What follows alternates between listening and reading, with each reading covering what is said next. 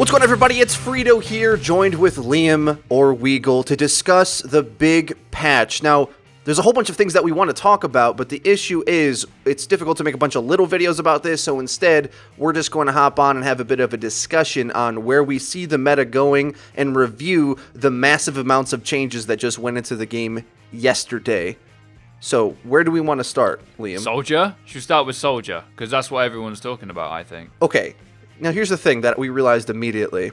Soldier, to me, with the amount of damage that he can put out in a raw area, feels almost as scary as a turreting Bastion, especially against a Rhine Shield. Now, obviously, he doesn't have as much DPS as Bastion, but he can wreck your Rhine Shield in the same way. And immediately when we started to get confronted with this, I realized that you no longer can approach a death ball engagement against a soldier in the same way that you used to. But I also think there's a bunch of other things going on there as well, so it's difficult to talk about them each in isolation, but I think if you just look at Soldier, he easily can be said he's meta right now, in at least for that way, because he can stand in the death ball and just deal a bunch of bulk damage towards the enemy death ball.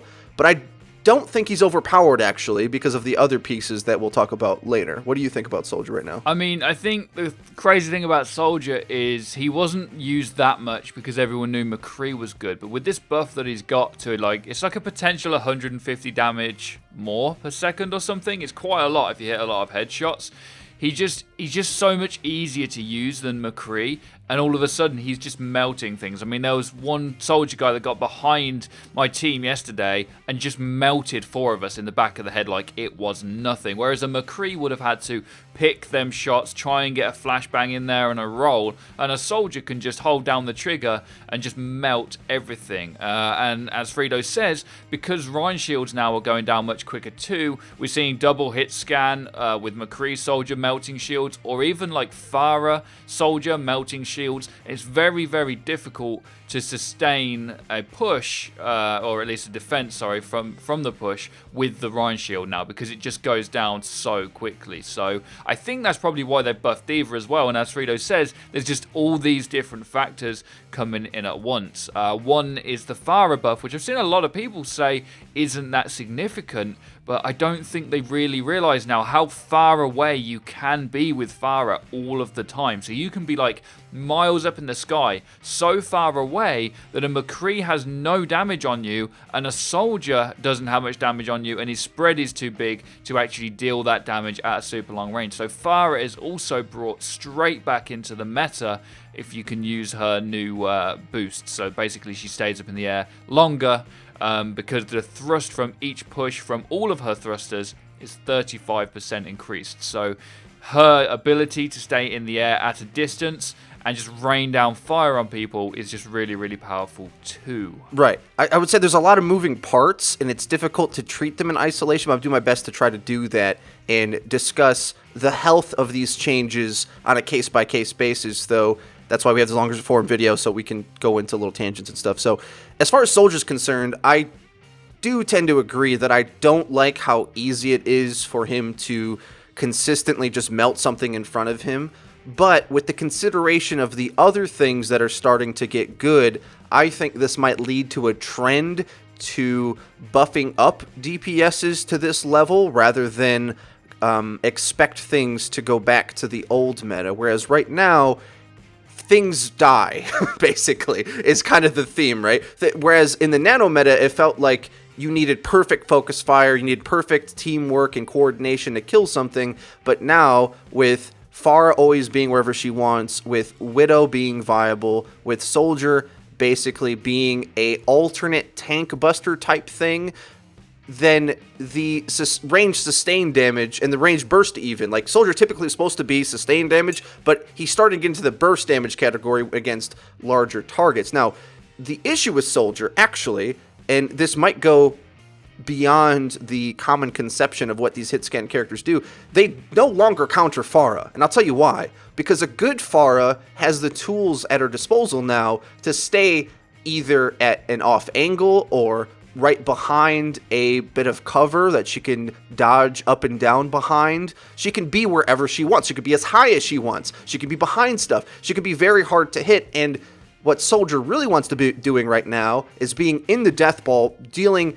heavy bulk amounts of damage into the enemy team's Rhine Shield and Death Ball and everything else in a big spread. That's where Soldier's damage is scary right now, to the points where his spread is negligible. And if I were to change anything about Soldier's character right now, I would either, one, increase the speed of that spread, but I don't think that's actually enough, because where we're seeing the spread of sustained fire from his rifle hurt things is against large targets from medium range. I think that spread needs to be widened a lot, because it doesn't really matter against in that format. Like, it's weak against smaller squishies at range, say like Widow or Pharah, but against everything else, it's pretty negligible. So it, in effect, is just a straight damage buff without much of a downside, because the spread doesn't really make that much of an effect. Would you agree with that? I don't know how we do it so that he's in the meta or a niche pick without McCree or Soldier, one or the other being better. Because at the minute, I would say, unless you're a pro with McCree, Soldier's a better pick. I think in a 1v1 fight, if they were both pros, the McCree will go dink dink and he'll probably win the fight. But at all other levels of play, our levels of play, even above us and below, I just don't see McCree being a better pick in a lot of situations, because Soldier does so much burst damage and it's so easy to do it.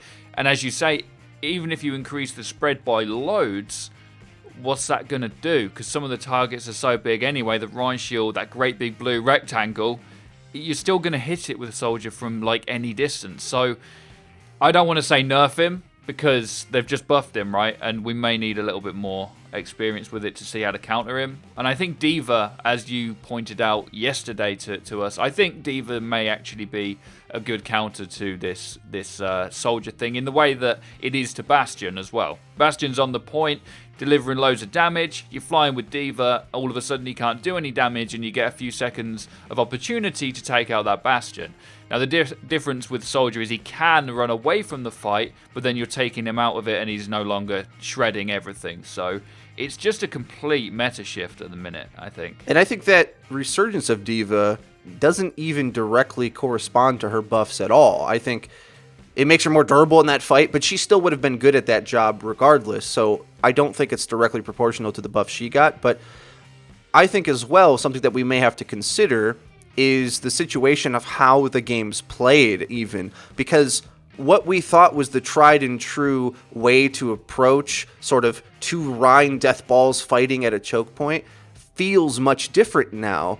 And even if you do mirror the Soldier Rhine spam battle shield combo, it feels that in a lot of situations, even if both shields go down equally, I think, especially with respawn advantage, that puts the offense on a better footing. So I'm still unsure what the correct response to that is. Maybe it means that the defensive team has to choose their fights much more carefully and use that Rhine shield as a much more limited resource, or perhaps we even see more counter initiation comps. And if you don't know what that is, basically, it, instead of standing at a choke and sort of you shall not pass and just fighting it out from there, you pick and choose when you would counter initiate onto it. So that's sort of the response that you should take if you have a Bastion right in the cart, like Liam was explaining. You don't want to just sort of square up against it and try to spam it out, because you just won't win. Bastion does more DPS. Instead, you want to form around it and then time a swarm initiation onto that death ball, and Soldier is basically analogous to the Bastion in that situation. So maybe we see D.Va Winston on defense with a counter initiation timing rather than the standard Reinhardt shield just protecting the choke. But to be honest, there's plenty of other things that are putting a strain on Reinhardt, and it's not just Sombra, because honestly, we still think Sombra isn't in the meta. I'm not even considering her in any of this, but some of the squad comp concepts that I was building still are in effect, but not because of Sombra, because of the strength that Widow now has, because of the dexterity Pharah has now, because Pharah was already good at flanking Orion anyway, but now she can just flank everything on top of the world, and because of that, it's you can no longer be secure in just taking a steadfast position. I think you have to be much more active on defense now, and you can't really expect to just stand and hold stuff. Yeah, I mean, the other thing I would go into is about the counter initiation, which means Lucio will then be even more used. So we're already seeing people say that Lucio's 10% health a second is like a massive buff to him. It makes basically no difference, and all of his kit is in his speed anyway, and his health is kind of secondary to that. So counter initiation as Lucio is even more important. I don't know how many times in the nano meta people would pick Zen and Ana when you still need a Lucio, and now if anyone does that, there's going to be a problem. But as of recording this video, there is a big issue with ults, particularly Zen's, which is charging at some stupid rate. It's a bug in the game, and hopefully it will be fixed by the time this video has gone out. But I would see Lucio being used even more on defense now, where usually you could convince someone on attack to go Lucio because some people know that his speed is great. But on defense now, it may be even more important because you will need to counter-initiate with speed. Say you get a pick on the soldier behind the Rhine on the point, you may then want to counter-initiate more often to get rid of them to trick all the enemies, because I think there could easily be that kind of death ball on the point with Bastion, but with Soldier, and he can heal as well. He can drop down heals for everything on the point too. It's a scary comp to play against in a 6-stack already, and it's not even felt out properly how it should be played or how you should counter it, since it only happened yesterday. So a lot of this is speculation, but I like to think we're usually accurate on that. And we have to be really careful when we read into these patch notes, because sometimes you'll see a percentage change, which doesn't really mean anything. So for instance, 10% of Lucio's amp heal, it used to be 40 healing a second with amp. 10% of that is 4, so you minus 4 from that, goes down to 36 a second. So instead of 120 over the course of the 3-second healing amp, it's 108. So half of a melee difference. Really, it's incredibly negligible, and if they didn't put it in the patch notes, you may not even have noticed it anyway. Lucio's still great. Now, speaking of still great, I am making a separate video about this because we thought it was so important and so contrary to what the main message of what the community understood it to be, and something that I even forgot about entirely. Zarya, in fact, her bubbles, the nerf only made it so that she can get a max of 40 charge per bubble, which is 10 less from the standard 50, but really not a huge difference, because honestly, a lot of the value in bubble is landing it right on a target that just got hooked or just got pinned or something like that, and the amount of charge that you're getting isn't the entire reason why you're doing it. Maybe in solo queue, if you just want to farm charge and deal DPS yourself, that's how you look at it, but in reality, it's placing the bubbles where they need to be at the right time. But beyond all of that, the beam of her rifle now is so much more reliable that her ult charge rate feels faster, even if she's dealing less raw number damage, she's dealing more consistent damage, which feels insane. Like, Zarya is actually buffed. So it's like we have to be really careful when we read these patch notes and see like some incrementally small thing that doesn't really make a difference, yet they change something else over here, which completely changes the game entirely. And I think Zarya and Lucio are the poster children for those two concepts, because Lucio's fine, and Zarya, I would argue, is even better than she was before. Yeah, well, I mean, there's something for me that isn't cleared up, and I don't think anyone knows, and you'd have to go into the pure raw numbers to figure this out, I think. But they've nerfed everyone's ults by 25% charge rate, but that can be very different depending on whose ult it gets, right? Because if it was Maze, for example, say Maze took you 30 seconds to get, 25% of that isn't a lot. But if it's one that takes 2 minutes to get on average, or nearer to 2 minutes like Zarya's, 25% on top of that is a lot. So it makes it much harder to get. So I don't know how they've actually balanced that, and if we'll ever really know. So let us know in the comments if anybody does know how that works, if you can get into the raw numbers. I don't know.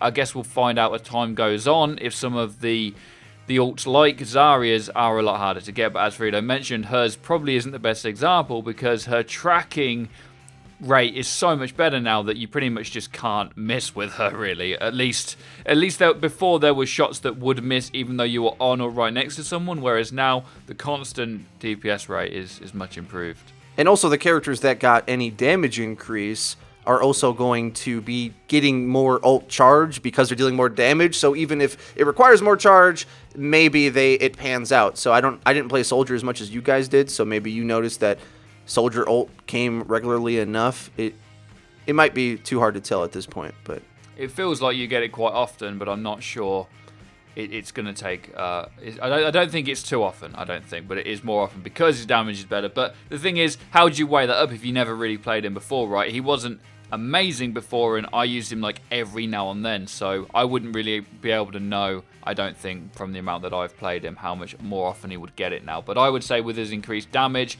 up against a 25% nerf, it's probably about the same as he used to get it.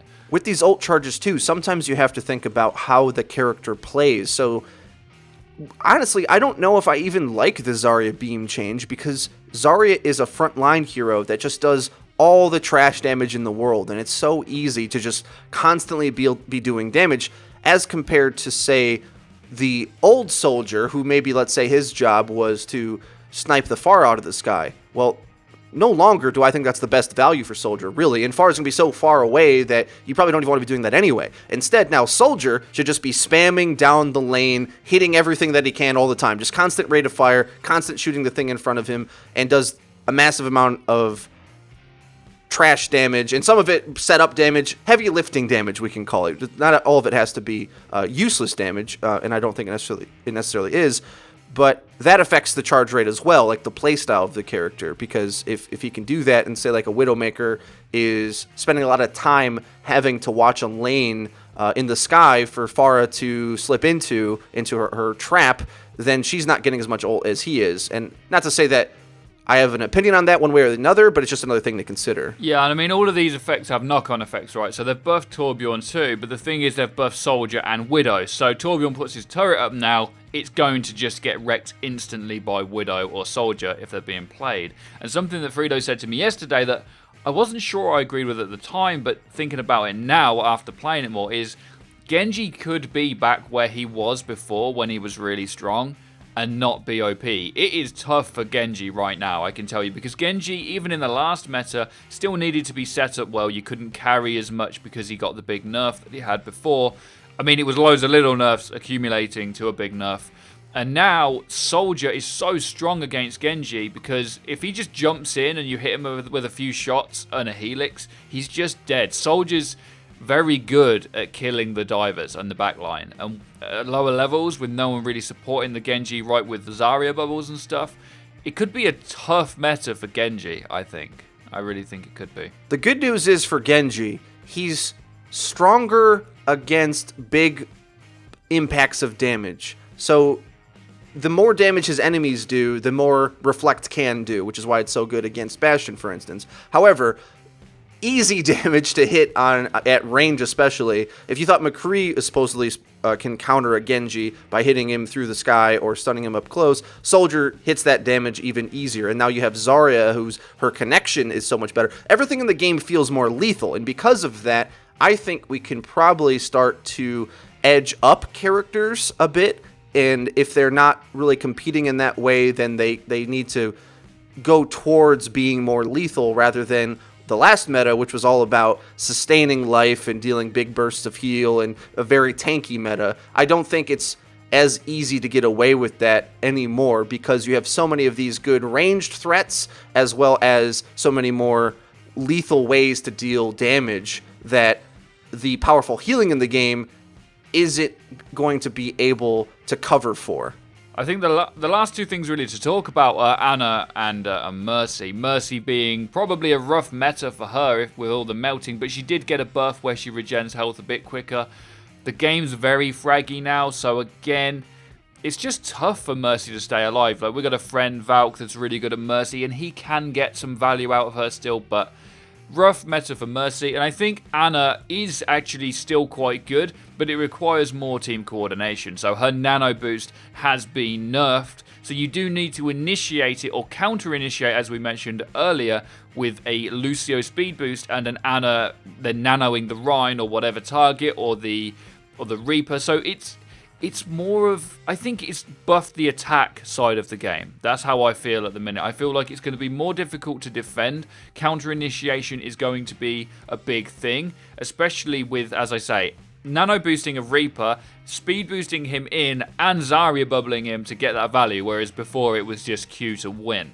And I think that the defense coordination now is going to be a lot harder than it was before. That's how it feels to me. I mean, what do you think? A few characters that I want to talk about. First, you said Mercy.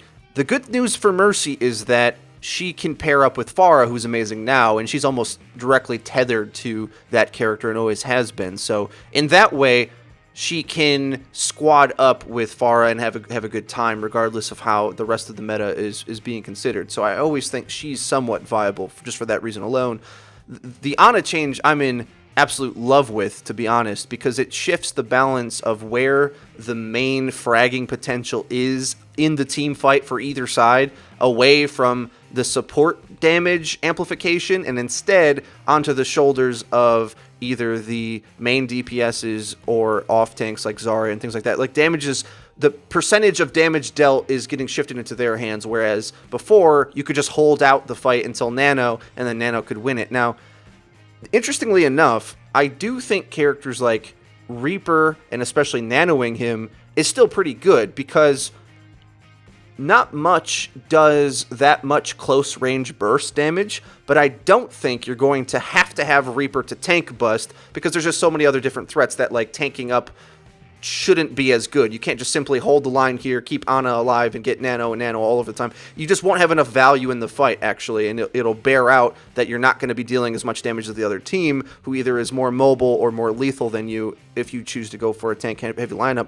Instead, it feels to me, because like Soldier's so good, and I always thought Reaper was pretty good at battling Soldier, because once you get him in close range positioning, he has that type of burst damage that can go through any healing, including Soldier's health station, which I think is kind of important. So he still might have a place, not as a tank buster necessarily, but as sort of a frontline heavy lifting DPS to either counter or complement the range DPS that you're getting out of Soldier. That would also mean, again, more big team coordination in order to get your Reaper into that fight, though, right? So if you just, that's where he was at before as well, which is a good thing. But if you try to fight a Soldier 1v1 now, like his burst damage is so good and he can heal himself, like you've got to get right in that fight as Reaper and not miss a shot. So it's still tough. And if you're on your own, you're going to be in trouble with the enemies all in there as well. I think counter initiation. No, definitely.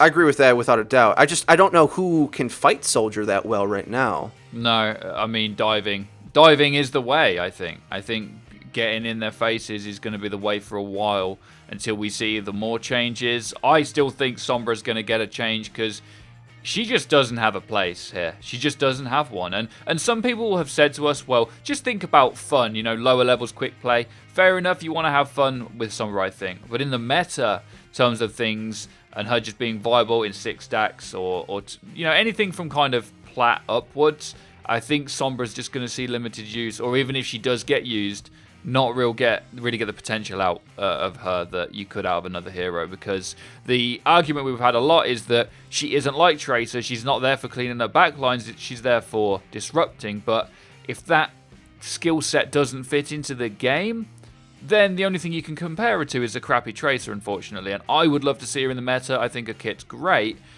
It's just not that good right now. It's just not that good. And upon further review, I think definitely she didn't even fit in the nano meta, but now everything's so much more lethal.